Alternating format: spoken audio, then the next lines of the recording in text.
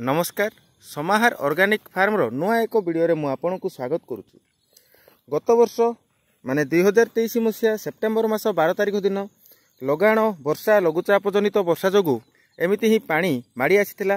आ आज पुणी थरे सेप्टेम्बर मास 5 तारिख गुरु दिवस दिन केमिति पानी माड़ी आसी देखंतु। नदीटी बही जाउची आ नदीर पानी नदी ठारू बहुत दूर पर्यंत आम जमी पाखापाखि भरी जाइछि। एबे पानी टिके कम हेची, टिके समय पूर्वरु पानीटी आम बाड़र 2 फुट पर्यंत उच्चता पर्यंत पळि आसीथिला।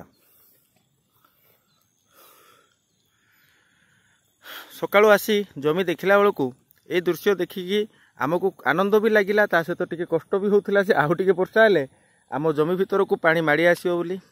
किंतु प्रकृतिर केतरा दृश्य आम मन को बड़ छुईथिला। सेथिपई मु ए वीडियोटी आपणक सामना को आनिछि। देखंतु आपन को भी बहुत बढ़िया लागिवो, केते सुंदर देखा जाउची।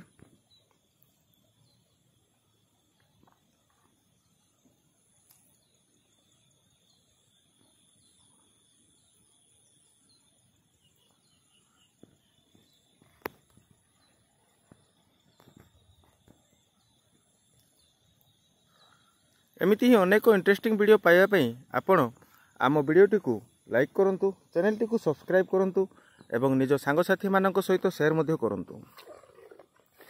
देखंतु ट्रांसफॉर्मर बसची आमर, से ट्रांसफॉर्मर को पानी चारियाडू घेरी जाइछि। पाखापाखि 4 फुट उच्चता पळे आस्तिला पानी तार, एबे किंतु कमिकी 2 फुट उच्चतार अछि।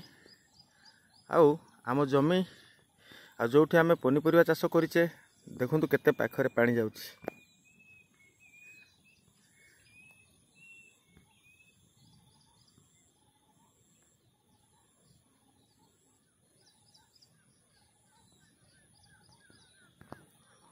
तो आशा करुच्ची वीडियोटी आपन को भल लगी।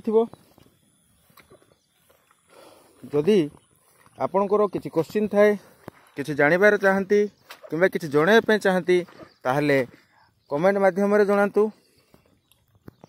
ता सहित जदि ग्रीन वेजिटेबल्स गोविंदपाली किंबा गोविंदपाली पाखापाखि थिबा जगार आपण चाहूचंती, ताहले मनोसिनी मैडम को सहित कांटेक्ट करंतु। तांको नंबर मु डिस्क्रिप्शन रे दे देबी। धन्यवाद।